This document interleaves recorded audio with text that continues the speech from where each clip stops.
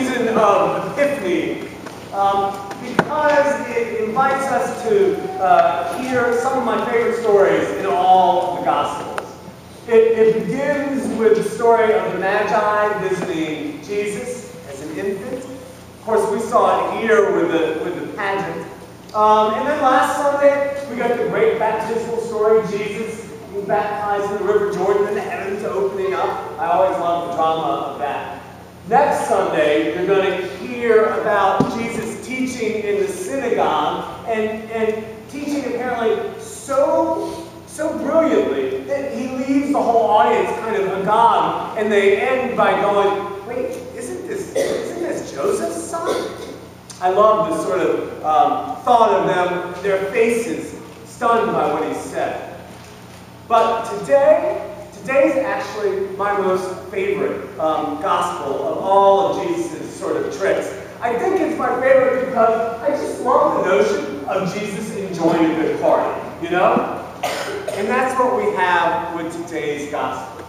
We hear from John, and by the way, this is the only week we'll hear from John. We have been reading out of Luke. We'll go back to Luke, but today we hear from John.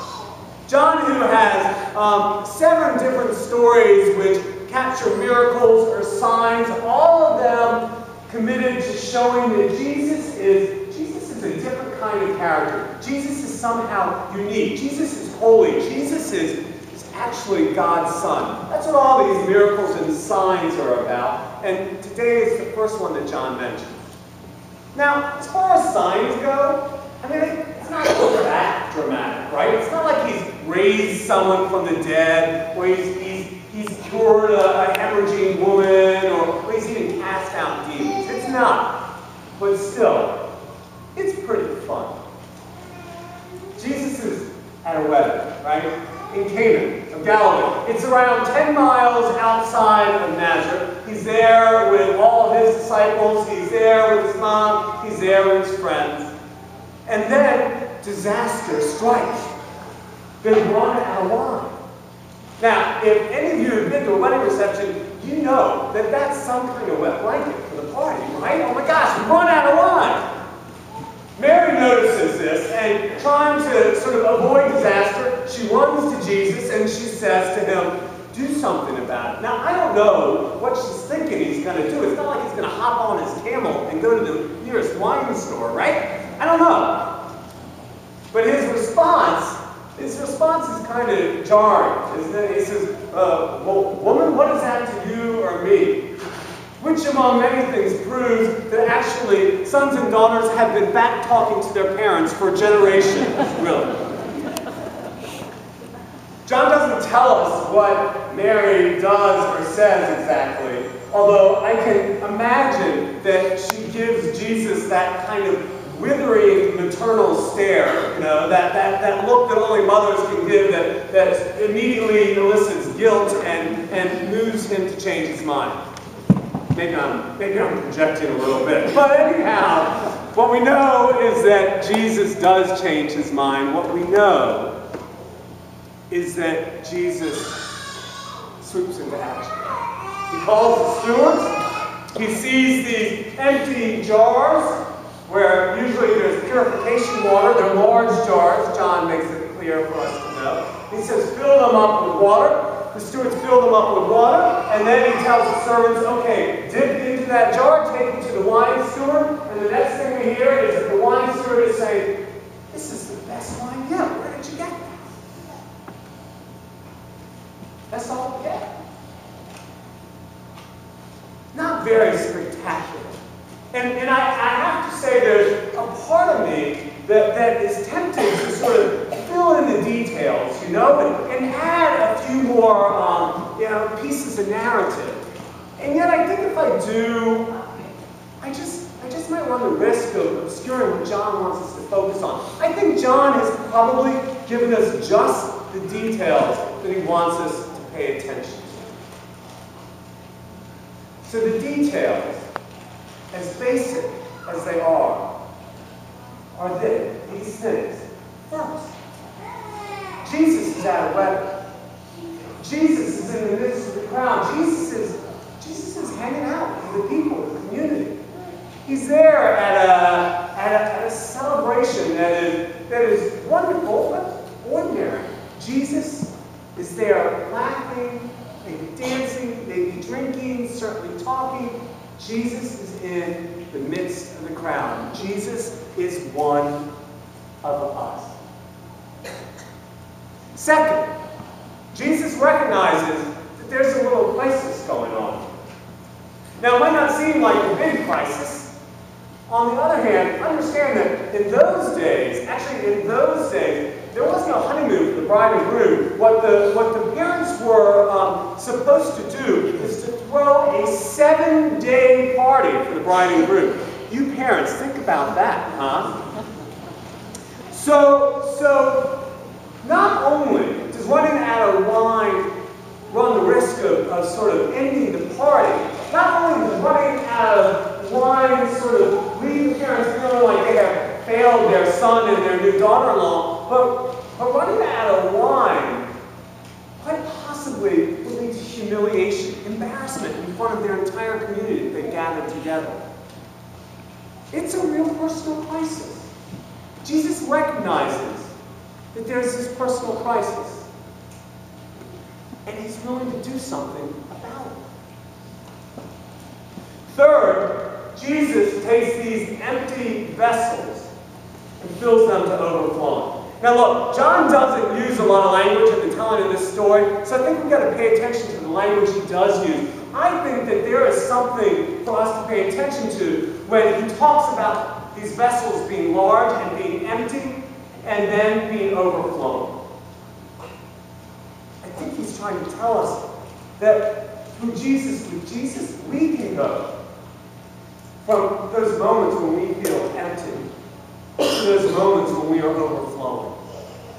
That when we are afraid of scarcity, through Jesus we can find abundance.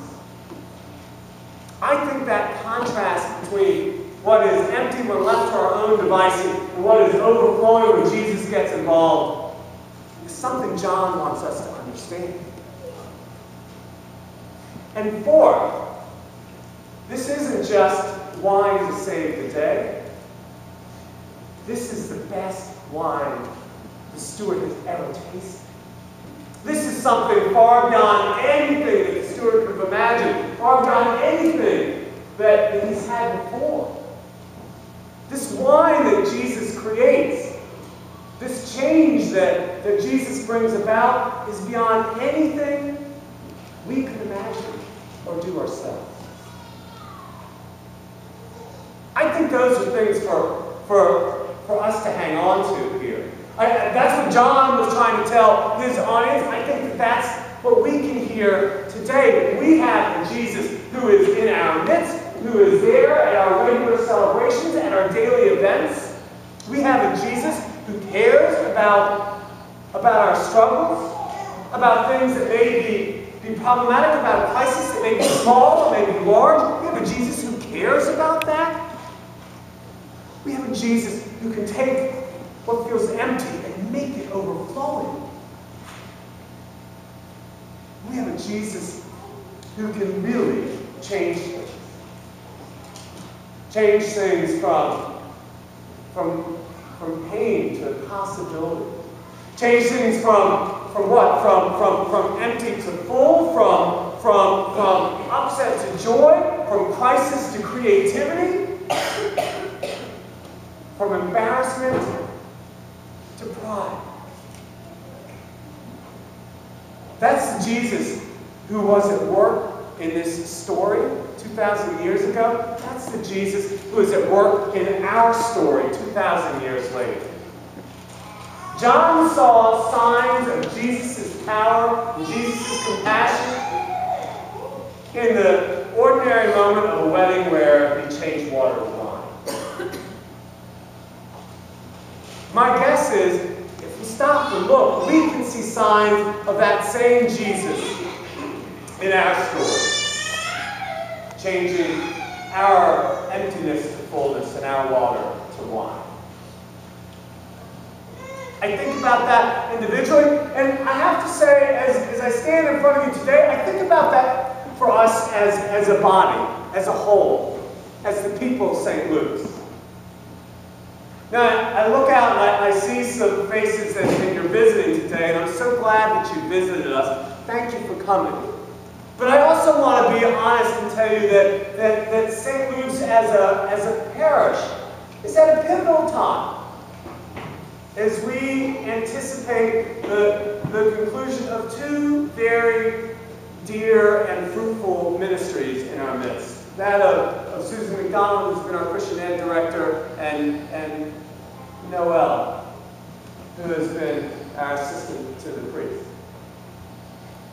And I know that there's upset, and I know that there's worry, and I know that there are questions. And it might be apt to say, in some ways we look and we're feeling pretty empty. Maybe, in fact, we've run out of wine.